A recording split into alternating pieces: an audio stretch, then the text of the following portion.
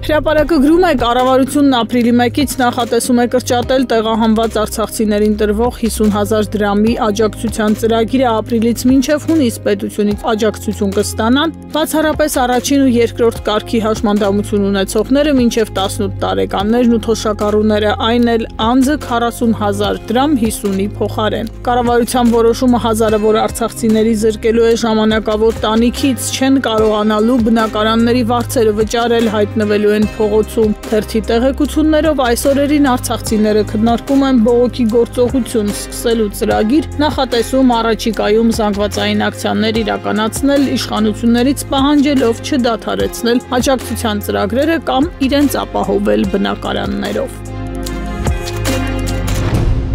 Ժողովրդում կարդում ենք Գյումրիում նախընտրական թեժ իրավիճակ է, ՔՊ-ն որոշել է մարտավարություն մշակել ամփոփիչ բանավեճից փրկելով Սարիկ Մինասյանին։ Փաշինյանի համոզմամբ որոշում է կայացրել ամփոփիչ բանավեճի օրը մտածել որևէ պատճառ եւ անգամ հիվանդության հիմքով հրաժարվել առաջին դեմքով եզրափակիչ բանավեճին մասնակցելուց, այնտեղ ուղարկել իրենց ծանր հրետանի Նազելի Բաղդասարյանին, բայց Բաղդասարյանը թերթի հետ զրույցում հերքել է, ասել է, թե նման բան չկա եւ չի կարող լինել։ Հրապարակն էլ գրում է Ադրբեջանի հետ խաղաղության պայմանագրի համաձայնեցման մասին հայտարարությամբ փորձում են կեղծ քարոզչություն անել, թե խաղաղություն ենք բերում, բայց անգամ ԿՊԱ-ականներն են խոստովանում, վատ երազը դեռ առջևում է։ Ալիևը չի հրաժարվում ոչ միջանցքից, ոչ սահմանադրություն փոխելուց, ոչ ադրբեջանցիներին Հայաստանում բնակեցնելուց, ոչ էլ անկլավների թեմայից։ ՔՊ վերջին փակ նիստերից մեկի ժամանակ Փաշինյանը թիմին ասել է, թե Ալիևը պնդում է, որ Տիգրանաշենը վերցնելու է, ինչպես նաև Տավուշում իրեն պատկանող 3 տարածքները, դրանց թվում Հայաստան-Վրաստան միջպետական ճանապարհից մի հատված։ ԵԿՄ նախագահ ՔՊ վարչության անդամ Սասուն Միքայելյանը փակ նիստում Փաշինյանին հարցրել է, իսկ հնարավոր չէ Տիգրանաշենն Արցվաշենով փոխարինել, ակնհայտ է, որ Տիգրանաշենը վերցնելով Սյունիքն ու Վայոց ձորը կտրվելու են Հայաստանից։ Փաշինյանը վրդովվել է հարցից, թե ինձ մղում եք հանցագործության, ինչպես կարող եմ Հայաստանի Հանրապետությանը պատկանող տարածքի վերաբերյալ միանձնյա որոշում կայացնել ու Արցվաշենն իմ ստորագրությամբ թողնել Ադրբեջանի կազմում։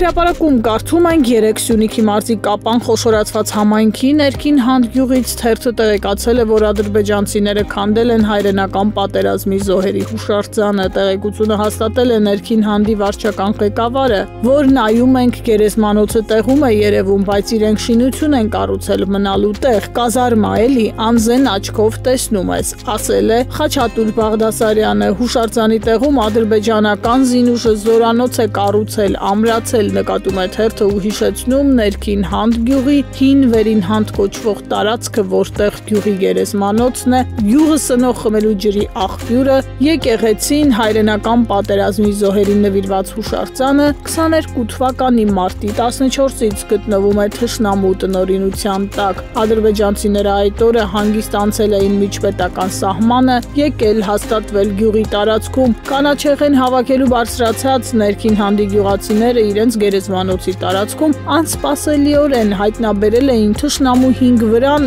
ու ազատ ելումուտ անող ադրբեջանցի զինվորներ։ Այդ օրվանից ներքին հանդը զրկվեց գերեզմանոց, իրենց հանգուցյալների շիրիմներին այցելելու, նոր մահացած հանգուցյալներին այնտեղ ուղարկավորելու հնարավորությունից խմելու ջրի աղբյուրը թշնամու հսկողության տակ հայտնվեց, իսկ Փաշինյանի իշխանությունը 3 տարի է ոչինչ չի անում մեր սուվերեն տարածքից թշնամուն դուրս վռնդելու համար, կարդում ենք թերթում։ Ժողովուրդն էլ գրում է 25 թվականի հունվարի 16-ին Փաշինյանի որոշմամբ Սիրո Ամիրխանյանը նշանակվել է գլխավոր հարկադիր կատարող, ազատվելով գլխավոր դատախազության ապօրինի ծագում ունեցող գույքի բռնագանձման գործերով վարչության պետի պաշտոնից։ Թերթը տեղեկացել է ազատումից մինչև օրս վարչության պետի պաշտոնը 2 ամիս է թափուր է։ Դատախազությունում տարածված խոսակցության համաձայն վարչության պետ են ցանկանում նշանակել ոչ թե դատախազության կադրերից մեկին, այլ դրսից բերած մասնագետի, եւ հենց այդ հանգամանքը ապօրինի գույքի բռնագանձման գործը քննող դատախազների շրջանում խռովություն է առաջացրել։ Աննա Վարդապետյանը Փաշինյանի հատիկ ակցիաների կոնտենտը ապահովելու համար իրավապահ համակարգը ծառայեցնում է ապօրինի գույքի վերադարձի շոու ծրագրերին, ինչին ներսում սկսել են դիմադրել դատախազները, գրում է թերթը։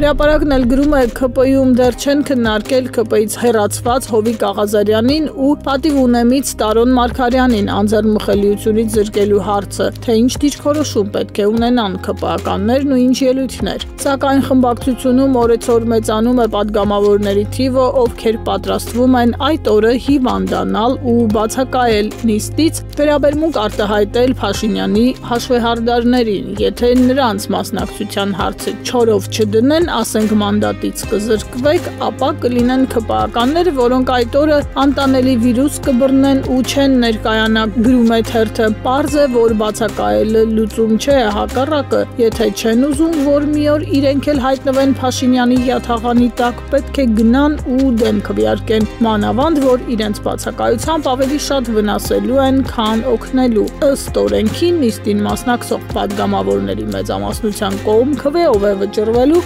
նախագիծը կընդունվի, թե կմերժվի, գրում է թերթը։